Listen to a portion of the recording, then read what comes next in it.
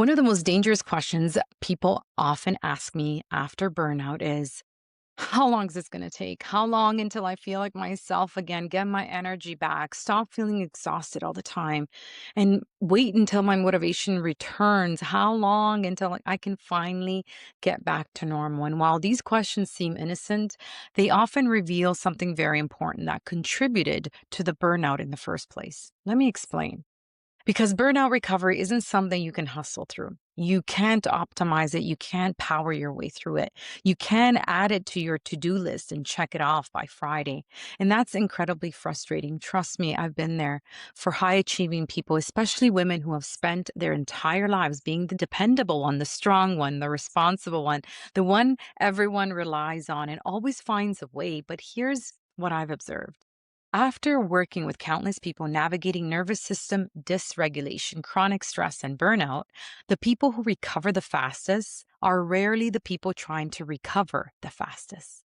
And the people who struggle the longest are often still trying to perform their recovery.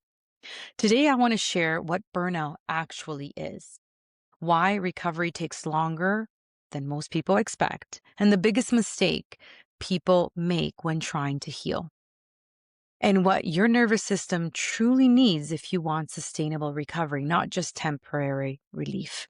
So here's my opinion. Most burnout advice is still treating burnout like exhaustion, and burnout is not exhaustion. Exhaustion is a symptom.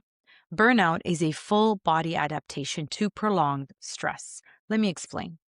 If you stay awake all night, you feel exhausted. Sleep and rest can help, but burnout is different. Burnout offers when actually occurs when your nervous system has been carrying a load for so long that it begins changing how it operates. Your body adapts, your brain adapts, your emotions adapt, your breathing adapts too. And your stress response, of course. Your entire system starts conserving energy because it no longer believes the pressure is temporary. This is why people often say, I took a vacation but still felt exhausted. I slept all weekend but still didn't feel refreshed. I took time off work, but something still feels off. Because trying to solve a nervous system problem with a temporary rest and those are not the same. They're not the same thing. You are not getting to the root of the burnout cause. Most people imagine burnout as lying on a couch, unable to function, and sometimes it looks like that, but often it doesn't. Some of the most burnt out people I met are incredibly productive. They're still showing up, still achieving, still checking boxes, still smiling, still leading teams and caring for their families and meeting their deadlines. From the outside, they look successful. Inside, that's a different story. They're running on fumes. This is what makes burnout so deceptive because burnout isn't necessarily the absence of performance, it's the absence of recovery. You keep withdrawing from your energy account, but you're no longer making deposits. Eventually, your system starts borrowing from reserves, then borrowing from emergency reserves, then borrowing from reserves you didn't even know existed until one day it can't anymore. And the body starts demanding your attention. How? Through anxiety, brain fog, insomnia, irritability, fatigue, digestive issues, hormonal imbalances, low motivation, and emotional overwhelm. Maybe having difficulty concentrating or simply feeling that you've somehow lost yourself. So here's where we need to understand the nervous system. A little bit of science. Your body is always asking one question. Am I safe enough to recover? Not do I want to recover? Not do I deserve recovery? Not did I book a vacation? The nervous system is looking for evidence, evidence that the threat is over, evidence that the pressure is reduced, that it can stop preparing for that next emergency. And here's the challenge, my beautiful friends. For many high performing women, the external stress may end, but the internal continues. The job changes, but perfectionism remains. And I laugh because this was me. This is exactly me. The project ends, but people pleasing remains. The relationship ends, but that hypervigilance remains. The workload decreases, but the nervous system is still expecting danger. The body doesn't heal from what happened. It heals when it recognizes that what happened is over. And those are very different things. Wouldn't you agree? So let's answer the question, how long does burnout recovery actually take? And the honest answer, my beautiful friends, longer than most people want, but often shorter than people fear. Because recovery isn't linear. It isn't measured in weeks alone. Some people begin noticing improvements in a few weeks, better sleep, better emotional regulation, less anxiety, more clarity, resilience, and others may need months, especially if they've spent years overriding their body signals. The deeper question isn't how long will recovery take? The better question to ask is how long was I disconnected from my body's needs before I listened? Because recovery isn't returning to you where before the burnout. Many times it's becoming someone new, someone with maybe healthier boundaries, healthier breathing habits, healthier relationships, healthier expectations, and self care. The goal isn't to return to the person who burned out, right? The goal is to become the person who doesn't need to. Here's what concerns me. Many people begin feeling slightly better and immediately they return to those exact behaviors that created the burnout. And their energy rises from 20% to about 50%. And suddenly they're saying yes to everything again, skipping lunch, working late, ignoring boundaries, overcommitting, people pleasing, pushing, performing, proving. The nervous system whispers, long before it screams. And burnout, my dear friends, is often the scream. If we don't learn the lesson underneath the burnout, there's a very good chance we'll recreate it.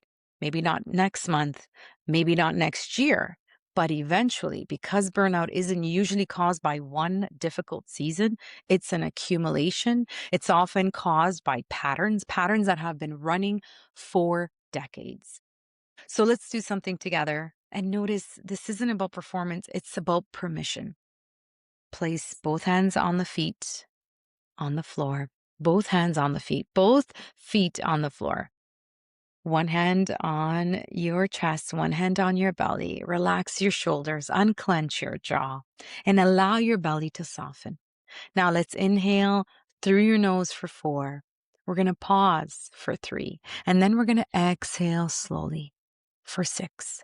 So it's up to you if you want to exhale through the mouth or through the nose. Let's inhale, 2, 3, 4, pause, 2. Exhale, 2, 3, 4, 5, 6. In, 2, 3, 4, pause, 2.